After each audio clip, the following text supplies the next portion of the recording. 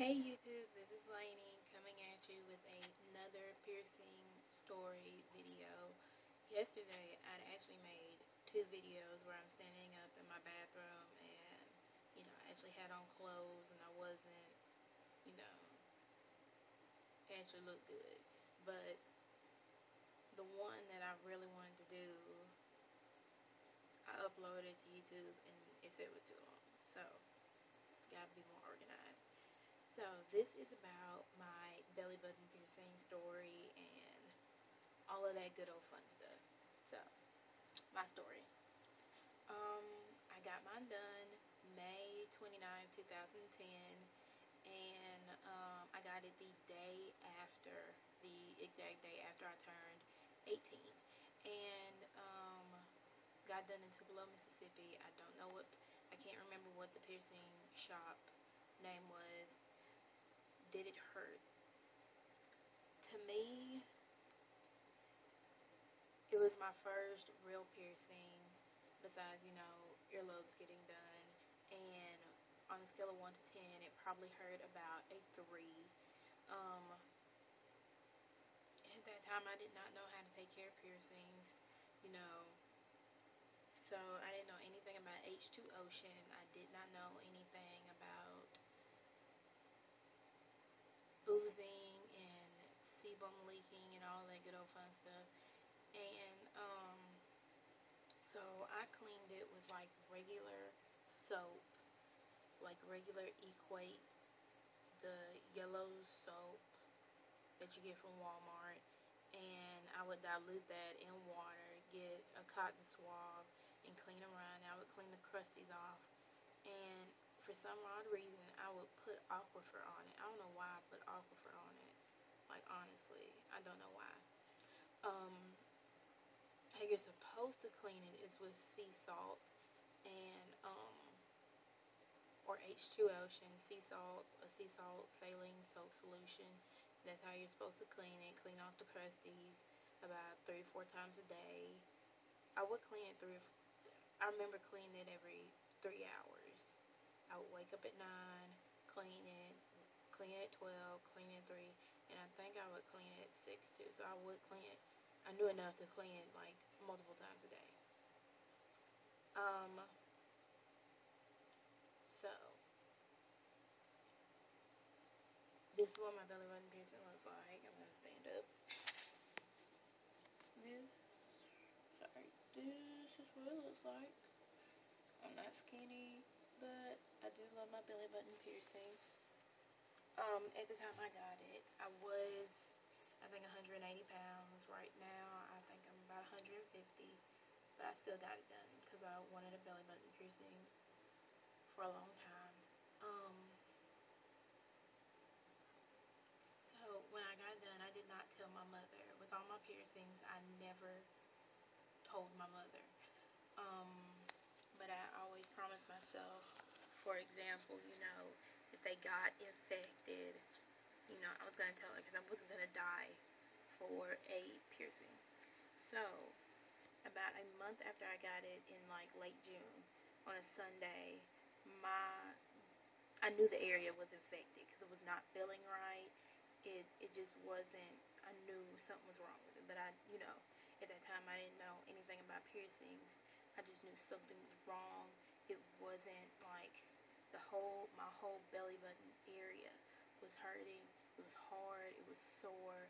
My pants, and I was wearing low-rise pants at the time, and and my pants were coming like 2 inches above my bikini line. Not even 2 inches, like an inch, like halfway between my bikini line and my belly button, and it was still, it was hurting. It was sore,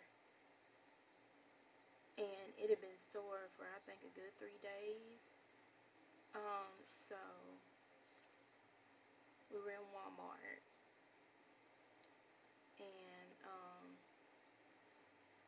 no, we were in the grocery store, and I said to my mom, I was like, Mom, hypothetically, in an imaginary world, what if I got a piercing? And she was like, well, it's a hole already in your body. I can't do nothing about it. It's already there. And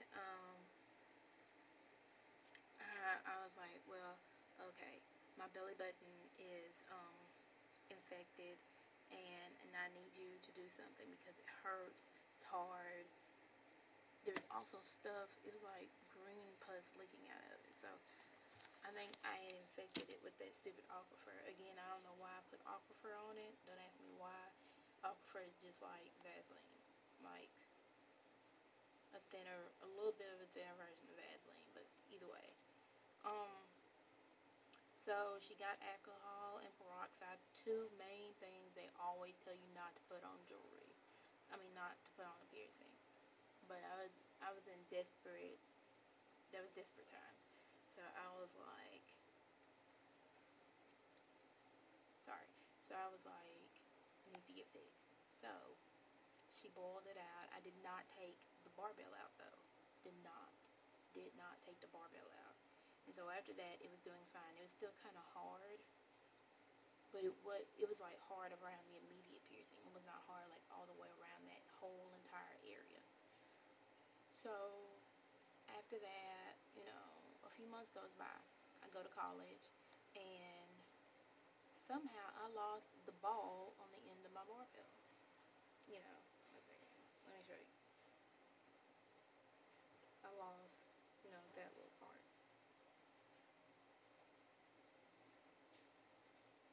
And that time still I was not educated about piercings.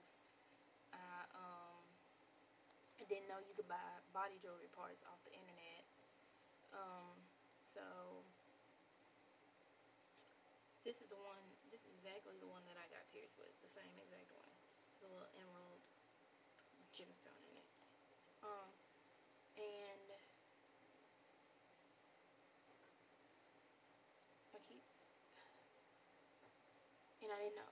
I did not know that you could buy body jewelry parts. So I knew I needed something to hold. So I went to Claire's and I bought like five of these in a pack. And they're acrylic. They're like the worst grade of acrylic, because it would shred the inside of my piercing so bad. I could feel it shredding it. And I was like, I broke like three of them. Two of them, one of them I lost the ball to, and so that's the only one I have left of that little pack. I got 5 for like $10. I just need something to hold. I knew I needed something for it to stay in home. Well, about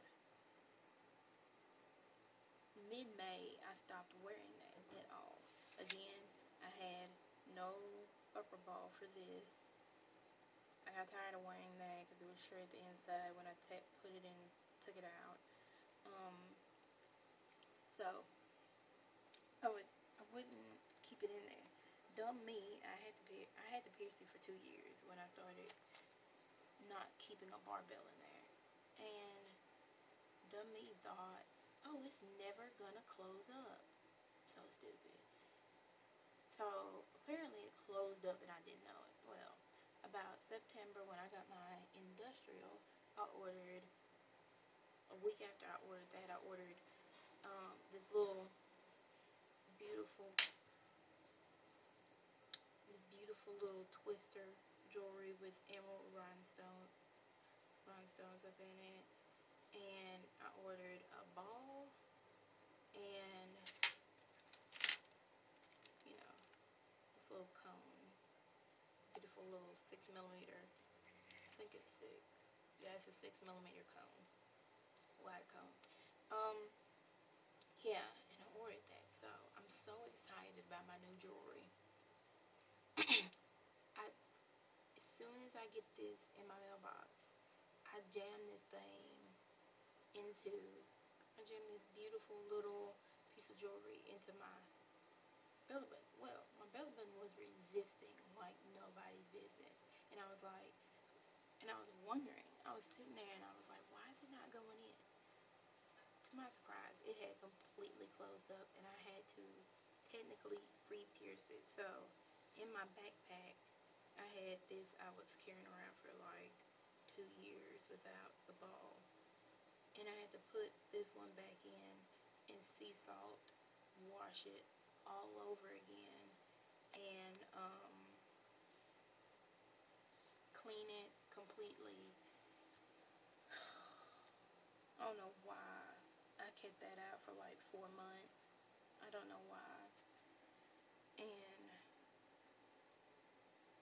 it was just hurting. It hurt my skin. If you, well, my skin got like 10 times darker. That's my actual belly button. That's my piercing. And the skin got like super darker. It got almost black. And I had to sea salt soak it again. And then something I did differently. I use H2 Ocean, and then I use tea tree oil to put on it, which you usually put on your ear when it has a hypertrophic scar. I was like, well, let's put some tea tree oil. At least it's natural. It's not Vaseline. It's good. So I would get a shower, H2 Ocean it, the piercing all over again, and tea tree oil. I did that for about a month, and it's looking normal. It's not hard. So I think I got rid of whatever wasn't under my skin from before. And yeah. So what I wear in it now, I have not put this in there just because I'm scared. It's so pretty. I've always wanted this for my belly button. It looks so pretty in.